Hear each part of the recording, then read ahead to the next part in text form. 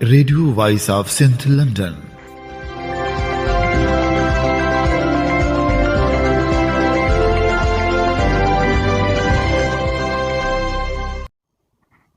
آپ سن رہے ہیں radio voice of Sindh London, خبروں، تجزیوں اور تبصروں پر مشتمل پروگرام آج کا احوال کے ساتھ میں آپ کی خدمت میں حاضر آپ کی میزبان شان سے۔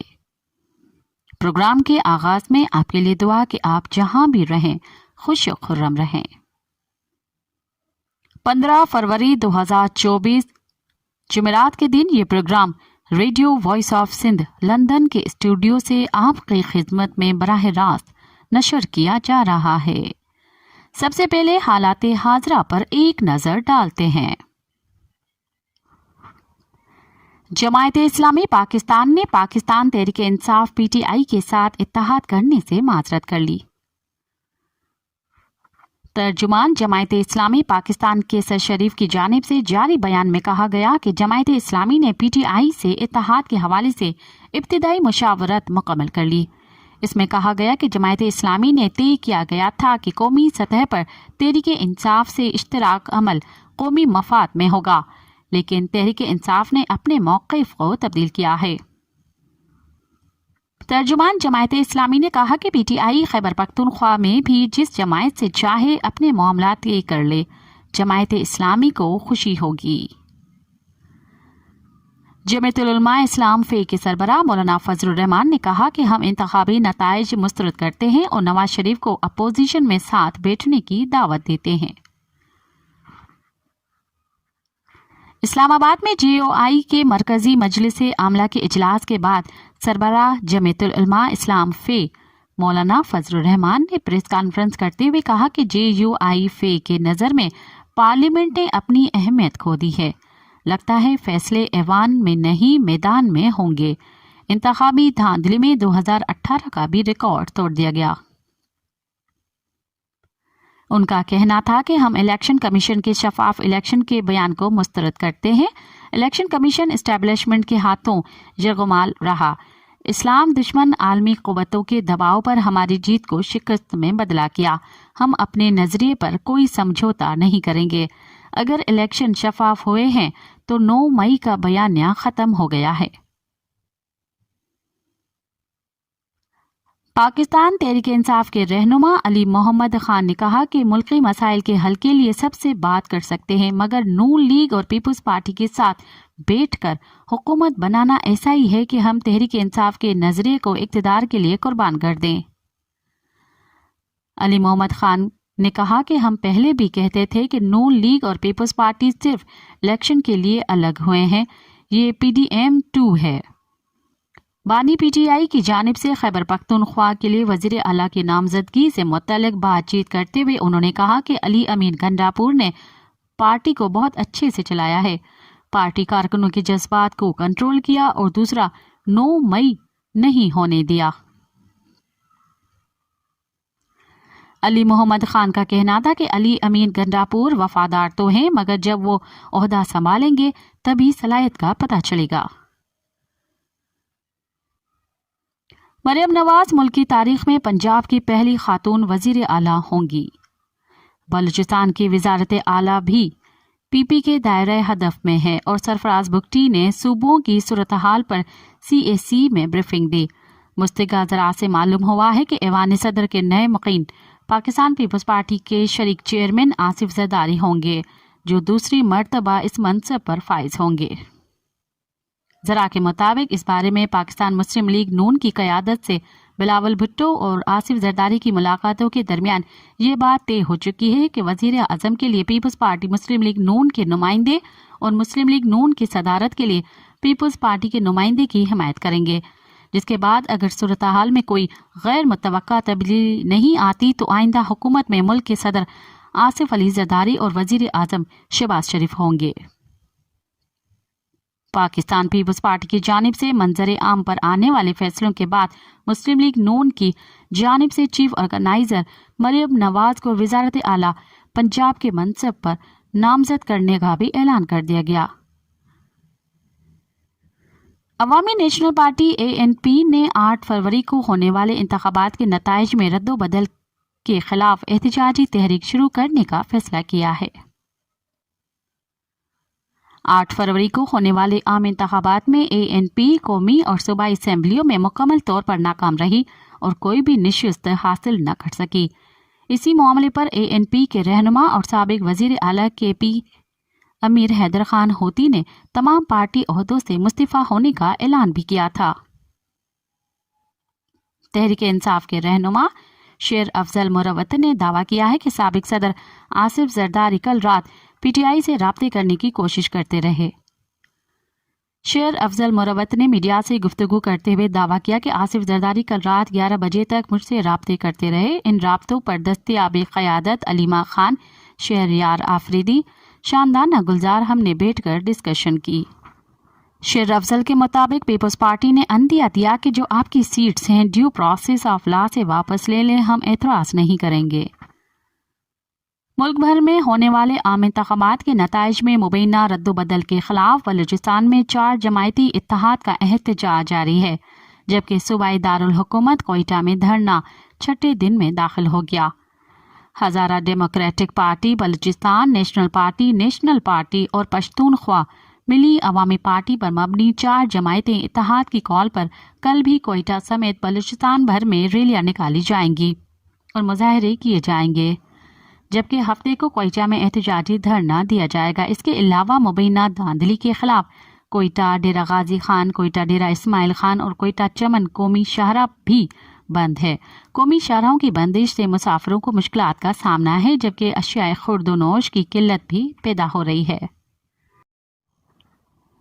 وائٹ ہاؤس نے کہا ہے کہ صدر جو بائیڈن پاکستان میں انتخابات سے بالکل باخبر ہیں کہ گزشتہ ہفتے لاکھوں پاکستانی ووٹ ڈالنے نکلے، جن میں پاکستانی خواتین، مذہبی اور نسلی اقلیتی گروپوں کے ارکان اور نوجوان ووٹرز کی ریکارڈ تعداد شامل تھی۔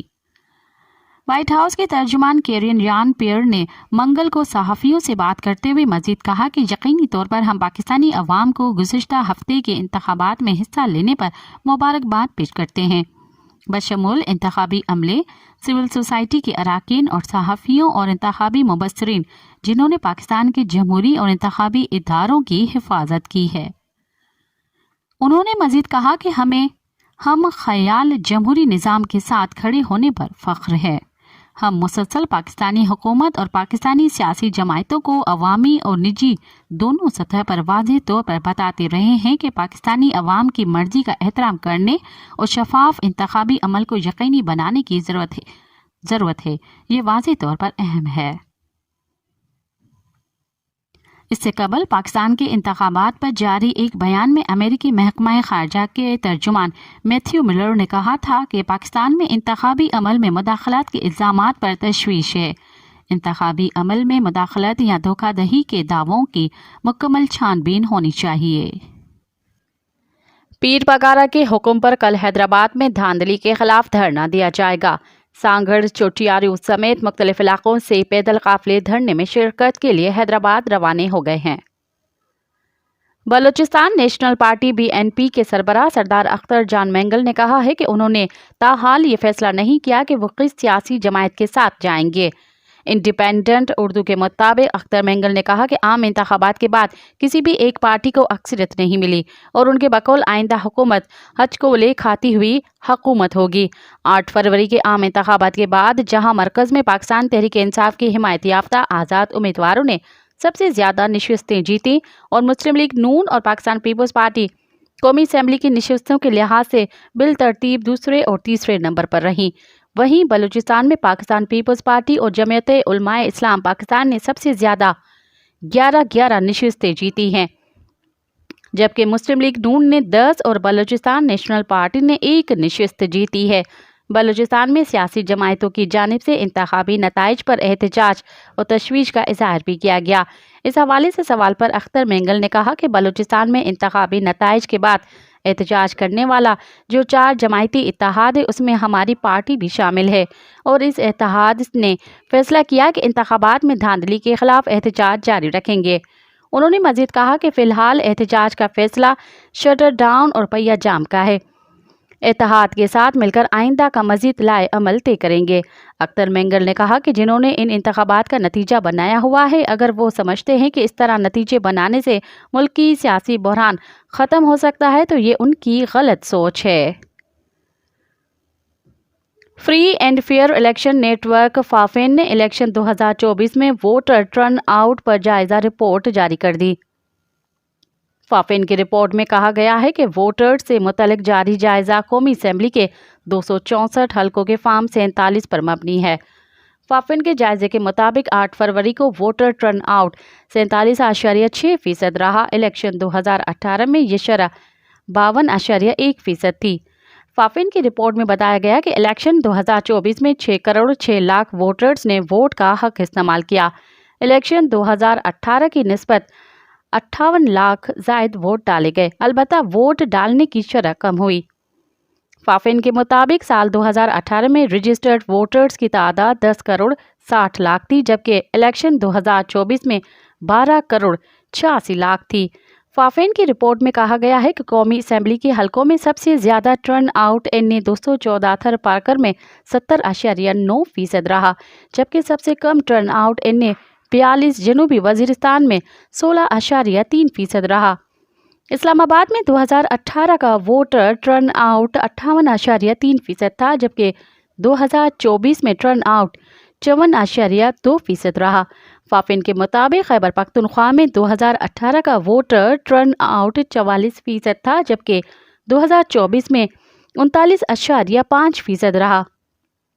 پنجاب میں 2018 کا ووٹر ٹرن آؤٹ 54.8%، جبکہ 2024 میں 51.6% رہا۔ سندھ میں 2018 کا ووٹر ٹرن آؤٹ 47.2% تھا، جبکہ 2024 میں 43.7% رہا۔ بلوچستان میں 2018 کا ووٹر ٹرن آؤٹ 45.3% تھا اور اب 42.9% رہا۔ فافین کے مطابق 2024 میں کسی حلقے سے خواتین ووٹرز کا ٹرن آؤٹ 10% سے کم نہیں رہا۔ قومی اسمبلی کے 254 حلقوں میں خواتین ووٹرز کی تعداد 29 لاکھ اور مرد ووٹرز کی 11 لاکھ بڑھی۔ چیف جسٹس پاکستان قاضی فائز عیسیٰ نے کہا ہے کہ فوج صرف دفاع کا کام کرے، کاروبار نہیں، سب کو اپنے مینڈیٹ میں رہنا چاہیے۔ سپریم کورٹ میں دفاعی زمینوں پر کمرشل سرگرمیوں کے خلاف کیس کی سماعت ہوئی۔ دوران سماعت چیف جسٹس قاضی فائز عیسیٰ نے اٹارنی جنرل سے مکالمہ کرتے ہوئے کہا کہ سب کو اپنے مینڈیٹ میں رہنا چاہیے۔ اصول تو یہی ہے کہ سب اپنا اپنا کام کریں، فوج اپنا کام کرے، عدالتیں اپنا کام کریں۔ عدالت کو یقین دہانی کرا دیں کہ فوج کاروبار نہیں کرے گی، صرف محافظ رہے گی۔ متروکہ وقف املاک بورڈ کے وکیل کا کہنا تھا کہ جس بلڈنگ کی تنازع شروع ہوا وہ متروکہ وقف املاک بورڈ کی ہے۔ اولاٹیز نے جعلی دستاویزات پر زمین اپنے نام کر کے بیچ دی، اب وہاں 5 منزلہ عمارت ہے۔ جسٹس محمد علی مظہر نے کہا کہ 5 منزلہ بلڈنگ بنتی رہی تب متروکہ وقف املاک بورڈ تماشائی بنا رہا۔ چیف جسٹس کا کہنا تھا کہ Sindh building control authority SBCA کی ملی بھگت کے علاوہ غیر قانونی تعمیرات ممکن نہیں۔ SBCA کے انسپیکٹرز اور اوپر کے افسران کے اثاثے چیک کرانے چاہیے۔ کراچی کے سب رجسٹرارز کے اثاثوں کا آڈٹ بھی FBI سے کرانا چاہیے۔ آمدن سے زائد تمام اثاثوں سے رقم گرائی گئی، عمارتوں کی رہائشیوں کو ملنی چاہیے، لیکن سندھ حکومت یہ انکوائری کبھی نہیں کرے گی۔ DG Sindh building control authority عدالت میں پیش ہوئے تو چیف جسٹس نے استفسار کیا کہ SBCA میں کتنے انسپیکٹرز اور افسران ہیں۔ DG SBCA کا کہنا تھا کہ مجموعی طور پر 1400 ملازمین ہیں، ان میں سے 600 بلڈنگ انسپیکٹر اور 300 سینئر انسپیکٹر ہیں۔ عدالت عظمیٰ نے دفاعی زمینوں پر کمرشل سرگرمیوں کے خلاف کیس کی سماعت کا حکم نامہ جاری کرتے ہوئے کہا کہ عمارات مقررہ حد سے بلند بنائی گئی ہیں، رہائشی زمین کو تجارتی سرگرمیوں کے لیے استعمال کیا گیا۔ رہائشی زمین لے کر بلڈرز نے جیبوں میں پیسے ڈالے اور سندھ بلڈنگ اتھارٹی نے آنکھیں بند کیے رکھی۔ بلند عمارات گرانے سے رہائش پذیر عوام متاثر ہوگی۔ حکم نامے میں کہا گیا کہ SBCA منظور شدہ بلڈنگ پلان فلورز کی تعداد کی مکمل تفصیلات تعمیر شدہ عمارات پر آویزاں ہونی چاہیے۔ خریدار کی سہولت کے لیے SPCA کے رابطہ نمبرز بھی آویزاں کیے جائیں تاکہ تصدیق ہو سکے۔ عدالت نے تمام تفصیلات پر ہر عمارت پر آویزاں کرنے کے نوٹیفیکیشن کے اجرا کی ہدایت کر دی۔ عدالت نے حکم دیا ہے کہ SPCA کے 60 دن میں کسی عمارت کی تعمیر مکمل ہونے کا سرٹیفکیٹ جاری کرے۔ عدالت نے کیس کی سماعت غیر معینہ مدت تک ملتوی کر دی۔ GSN تحریک کے چیئرمین سوریا سندھی، جسکم RSR کے مرکزی رہنما عبدالفتاح چنا، بشیر بروہی اور شنکر سندھی نے پریس کانفرنس کرتے ہوئے کہا کہ GS سندھ تحریک کے وائس چیئرمین انور بردی اور فیصل وگن کو 8 فروری پر لاپتہ کر دیا گیا، جس کی آزادی کے لیے 18 فروری کی شام شروع میں انٹس ہائی وے پر پرامن دھرنا دیا جائے گا۔ انہوں نے مطالبہ کیا کہ فوری طور پر کراچی میں سندھ صبا کی طرف سے سینٹرل جیل انتظامیہ کے ظلم اور سیاسی قیدی حنیف عرف بادشاہ کو جیل سے جبری طور گم کرنے کے خلاف احتجاج کیا گیا۔ احتجاج کی سربراہی سندھی انعام اور دوسرے کر رہے تھے۔ اس موقع پر مظاہرین نے کہا کہ صابر کرل، نبیل گبول، وقار خشک، ممتاز سمرو اور دوسرے کارکنوں پر جیل انتظامیہ ظلم کر رہی ہے۔ انہوں نے مطالبہ کیا کہ ہمیں خدشہ ہے کہ قومی کارکن بادشاہ کو قتل کر دیا جائے گا، فوری طور پر اسے آزاد کیا جائے۔ سندھی زبان کی نامور مصنفہ اور تعلیم دان پروفیسر ممتاز بھٹو انتقال کر گئی۔ پروفیسر ممتاز بھٹو بیماری کے باعث جامشورو میں انتقال کر گئیں۔ اس کی آخری رسومات جامشورو میں ادا کی گئیں۔ اب پروگرام میں شامل کرتے ہیں تجزیے اور تبصرے۔ عوام کا فیصلہ اور فیصلے کے بعد کے عنوان سے مظہر اقبال کھوکھر لکھتے ہیں: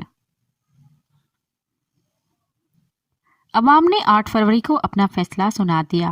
اس کے بعد جو کوئی جیسا بھی فیصلہ کرے اور چاہے جتنے بھی فیصلے ہوں، مگر عوام کے فیصلے کے سامنے سب ہیچ ہیں، کیونکہ جمہوریت در حقیقت عوامی نظام حکومت کا نام ہے، جس میں عوام اپنے ووٹ کے ذریعے اپنے نمائندے منتخب کر کے اسمبلیوں میں بھیجتے ہیں، اور حقیقی جمہوریت میں منتخب نمائندے عوام کو جواب دہ ہوتے ہیں، جبکہ ملک کے تمام ادارے عوام کے منتخب کردہ پارلیمنٹ کو جواب دہ ہوتے ہیں۔ مگر پاکستان میں مروجہ نظام جمہوریت کیونکہ حقیقی جمہوریت سے کوسوں دور ہے، اور یہ نظام عوام کے نہیں بلکہ اشرافیہ کے مفاد کا تحفظ کرتا ہے۔ اس نظام کی تاریخ اس بات کی گواہ ہے کہ جہاں عوام کے ووٹ کو ہمیشہ جوتے کی نوک پر رکھا جاتا رہا، اور اس کے لیے یہ بات ہمیشہ زبان زد عام رہتی ہے کہ ہمارے ووٹ دینے نہ دینے سے کوئی فرق نہیں پڑتا۔ یہی وجہ ہے ہمارے ہاں الیکشن کا ٹرن آؤٹ عام طور پر 30 سے 35% رہتا ہے، مگر 8 فروری کو ہونے والے انتخابات میں پہلی بار ایسا ہوا کہ لوگ نہ صرف باہر نکلے بلکہ بھرپور طریقے سے اپنا ووٹ بھی کاسٹ کیا، اور اس تاثر کو بھی غلط ثابت کر دیا کہ عوام اپنے ووٹ سے تبدیلی نہیں لا سکتے۔ یہی وجہ ہے ابتدائی طور پر تمام منصوبے دھرے رہ گئے، تمام فیصلے مات کھا گئے اور تمام حربے ناکام ثابت ہوئے۔ الیکشن سے پہلے جس طرح پاکستان تحریک انصاف کے خلاف کارروائیاں کی گئیں، انٹرا پارٹی الیکشن کو بنیاد بنا کر PTI سے انتخابی نشان واپس لے لیا گیا اور تمام PTI امیدواروں کو آزاد قرار دے کر مختلف نشانات دیے گئے، جس کا مقصد ووٹروں کے لیے پریشانی پیدا کرنا تھا، اور پھر انتخابات سے قبل PTI کی حمایت یافتہ امیدواروں کی زمین تنگ کر دی گئی۔ کارنر میٹنگ یا ریلیاں نکالنے ناجائز مقدمات بنائے گئے، جس کی وجہ سے امیدواروں کو انتخابی مہم چلانے میں دشواری کا سامنا کرنا پڑا، اور اکثر امیدوار روپوش رہے، اور پھر آخری حربے کے طور پر انتخابات سے چند روز پہلے بانی PTI عمران خان کو یکے بعد دیگرے 3 مقدمات میں سزائیں سنائی گئیں۔ سزائیں سنانے کا ان کا مقصد یہی تھا کہ عمران خان کے حامیوں پر یہ باور کرایا جا سکے کہ PTI کا باپ بند ہو چکا ہے، مگر عوام نے اس کا الٹا اثر لیا۔ عمران خان کے لیے لوگوں کی ہمدردی میں اضافہ ہوا، جس کا نتیجہ 8 فروری کو سامنے آیا۔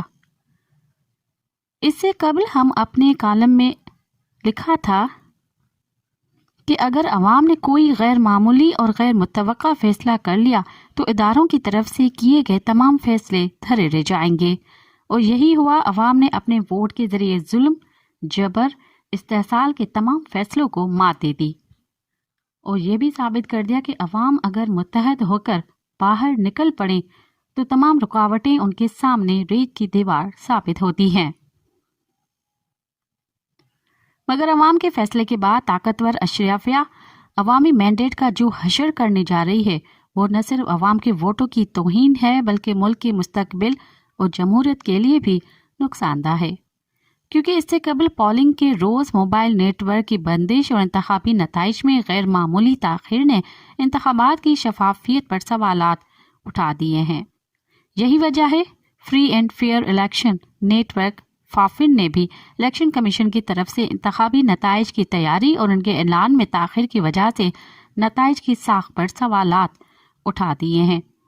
रिपोर्ट में कहा गया है कि नताइज में ताख़ीर से मुतल्लिक़ वजूहात और वजाहतों के बावजूद इस ताख़ीर ने इलेक्शन के अमल को गहना दिया है। फाफन का कहना है कि 8 फरवरी को होने वाले इंतखाबात में 16 लाख बैलेट पेपर्स मुस्तरद हुए और 25 कौमी असम्बली के हल्के ऐसे हैं जहां मुस्तरद होने वाले वोटों का तनासब जीतने वाले उम्मीदवारों के वोटों से ज्यादा है। इलेक्शन कमीशन के जानबदाराना रवैये, इम्तियाजी सलूक और आइन और कानून की पामाली के बावजूद अवाम का मैंडेट वाज़ेह और रोज़ रोशन की तरह अय्या है, मगर इसके बावजूद नताइज को जिस तरह तब्दील करने की कोशिश की जा रही है वो अवाम के मैंडेट पर डाका डालने के मुतरादिफ है, जिसे अवाम कभी भी कबूल नहीं करेंगे। ज़रूरत इस अमर की है कि जिसका जो मैंडेट है उसे तस्लीम किया जाए, क्योंकि इससे कबल मैंडेट तस्लीम न करने की ये मुल्क बहुत भारी कीमत अदा कर चुका है। अब ये मुल्क मजीद किसी नुकसान का मुतहम्मिल नहीं हो सकती। हमारी अशराफिया मुक़्तदर क़ुव्वतों, सियासी जमायतों और ताकतवर हलकों को ये बात याद रखनी चाहिए कि आज मुल्क जिस किस्म के हालात से दोचार है उसमें अदम बर्दाश्त का रवैया सूरत हाल को मजीद ख़राब करेगा। इसलिए ज़ाती मफाद और पसंद और नापसंद और मफाद को छोड़कर कौमी मफाद को तरजीह देनी चाहिए, क्योंकि जिसका मैंडेट है वो उसी का मैंडेट है। क्योंकि लोग तोड़कर हुकूमत तो बनाई जा सकती है मगर लोगों की हिमायत के बगैर हुकूमत चलाई नहीं जा सकती। इसलिए अवाम के फैसले को सामने रखकर कोई फैसला करना चाहिए। अब पेश करते हैं आसमा शिराजी का कॉलम, जिसका अनुमान है अब करना क्या है। हम के वो मुसाफिर जो उल्टे पांव सफ़र में हैं। इंतखाबात के नाम पर चुनतखाबात और अवाम के नाम पर खवास के फैसले 75 बरसों का किस्सा है, कोई नई बात नहीं। बरसा बरस से सियासत मुखालिफ बयाना किसी काम तो आया। 75 बरसों में सियासतदानों के खिलाफ जहन साजी ने एतबार और मयार दोनों को नुकसान पहुंचाया है। अब जो बुत तराशा है वही पूजा जाएगा। मकबूलियत मतलकुल अनानियत में बदल चुकी है। अब पछतावे क्या होवत। इमरान खान की सियासत से लाख इख्तिलाफ, मगर सच तो ये है कि तमाम अंदाजे, बयानिए, क़याफ़े और तखमीने क़तई तौर पर मुस्तरद हो चुके हैं। इसका क्रेडिट इमरान खान को बिल्कुल नहीं जाता, बल्कि उन क़ुव्वतों को ज़रूर जाता है जो गैर मकबूल होती चली जा रही हैं। ये हामी नहीं, मुखालिफ वोट और वोटर है। इसका क्रेडिट रवायती सियासी क़यादत और तर्ज़ सियासत के सर भी है, जिसे अवाम ने मुस्तरद कर दिया है। अब की बार पंजाब का नौजवान वोटर और ख़वातीन मुतहरिक हुई हैं। पर्ची के इस इनकलाब में नौजवानों की शमूलियत और दिलचस्पी ने इंतखाब का रंग ही बदल दिया है। जमहूरियत की फतह है कि फैसला कुन वोटर जमहूरी अमल में शराकत दार बना, ताहम एक बार फिर जमहूर की राय को एहतराम नहीं मिला। अवाम ने आम इंतखाबात में फैसला सुनाया है। फैसला साज हैरान हैं और परेशान भी कि लाख जतन हारे, हिंग भी दिया और फिटकिरी भी और रंग फिर भी नहीं आया। नून लीग बंद कमरों से न निकली। नवाज शरीफ जिस पॉसिबल मिशन पर आए वो मिशन इम्पॉसिबल बन गया। मज़ाहमत के बजाय मफाहमत, नजरिए की जगह मसलियत और बयानिए की जगह समझौते को मिली। उम्मीद है कि नून लीग बतौर जमायत मुहासबा करेगी कि नोश्ता दीवार नाकामी वक्त से पहले पड़ी क्यों न गई। नून लीग तस्वीर के जरिए गेटी इमेजेस کے ذریعے 31 اکتوبر کے بعد جنوری کے تیسرے ہفتے میں انتخابی مہم کا آغاز، اور وہ بھی بیانیے کے بغیر۔ ووٹ کو عزت دو کے بیانیے سے مجھے ووٹ دلواؤ کا بیانیہ اور وسطی پنجاب یا پنجاب تک محدود ہو جانے والی سیاسی جماعت واضح طور پر کندھوں کے متلاشی رہی۔ عوام سے دوری، مسائل کے عدم نشاندہی اور بیانیے کی کمزوری کے ساتھ ساتھ اسٹیبلشمنٹ سے مراسم نون لیگ کی شکست کی بنیادی وجہ بنے۔ انتخابی مہم کا انحصار میاں نواز شریف پر تو کیا گیا، مگر بکنے والی پروڈکٹ کو بغیر آواز بیچنے کی کوشش کی گئی۔ میاں نواز شریف کو نہ تو کھل کر مہم چلانے دی گئی اور نہ ہی کسی اور نے چلائی۔ بھلا وہ کیا بیانیہ دیتے کہ جن کے سبب بیمار ہوئے تھے اسی سے دوا مانگ رہے تھے۔ بیانیے سے جنرل باجوہ اور جنرل فیض کا نام نکل چکا تھا، اور شاید وقتی مجبوری بھی تھی اور دوری ضروری بھی۔ اب جب ریاست بند گلی میں ہے تو راستہ سیاسی جماعتوں نے ہی نکالنا ہے۔ ہم پھر ماضی میں کھڑے ہیں جہاں سیاسی جماعتوں کو مشکل فیصلے کرنا ہے۔ مقتدرہ سیاسی جماعتوں کے سامنے کھڑی ہے اور ہاتھ میں چھڑی ہے۔ فیصلہ صادر ہے کہ سب مل جل کر اچھے بچوں کی طرح مملکت چلائیں، جبکہ سچ تو یہ ہے کہ کوئی بھی وزارت عظمیٰ کا نہ تو دعوے دار ہے اور نہ ہی حقدار۔ پاکستان پیپلز پارٹی اعداد کے ہیر پھیر میں بادشاہ بنانے اور گرانے میں اہم ہے اور مذاکرات کی میز پر آئینی عہدوں، پنجاب کی وزارت اعلیٰ، بلوچستان کی حکومت کے پتے پھیلائے بیٹھی ہے۔ تاہم وفاق میں وزیر اعظم کو ووٹ دینے کے علاوہ قطعی طور پر حکومتی عہدوں کے حصول میں دلچسپی نہیں رکھتی۔ نون لیگ پنجاب حکومت بنانا چاہتی ہے، جبکہ بلوچستان اور پختونخوا کی قوم پرست جماعتیں خود کو دیوار سے لگا محسوس کر رہی ہیں۔ شراکت اقتدار میں انہیں اور JUIF کو حصہ نہ ملا تو مشکل، اور اگر مل گیا تو مسئلہ۔ تحریک انصاف نہ اقتدار میں دلچسپی لے رہی ہے اور نہ ہی مقتدر ان سے بات کرنے کو تیار۔ خیبر پختونخوا میں تحریک انصاف ابھی سے جلوہ دکھا رہی ہے اور صوبے کی پولیس قیادت کو دھمکیوں کا آغاز ہو چکا ہے۔ البتہ تحریک انصاف کی جیل سے باہر قیادت آگے بڑھنا چاہتی ہے، یہ محسوس کرتے ہوئے کہ اب اس سے زیادہ محاذ آرائی ممکن نہیں۔ کیا ہی اچھا ہو کہ سب جماعتیں اب ایک میز پر بیٹھیں، عمران خان انکاری ہوں تو بھی ان کے نمائندوں کو میز پر لایا جائے۔ سیاسی عدم استحکام معاشی استحکام کی ضمانت بھی ہے جو دستیاب نہیں ہے۔ کیا حکومت سازی سے قبل سیاسی جماعتیں میثاقی معیشت کی راہ ہموار کر پائیں گی؟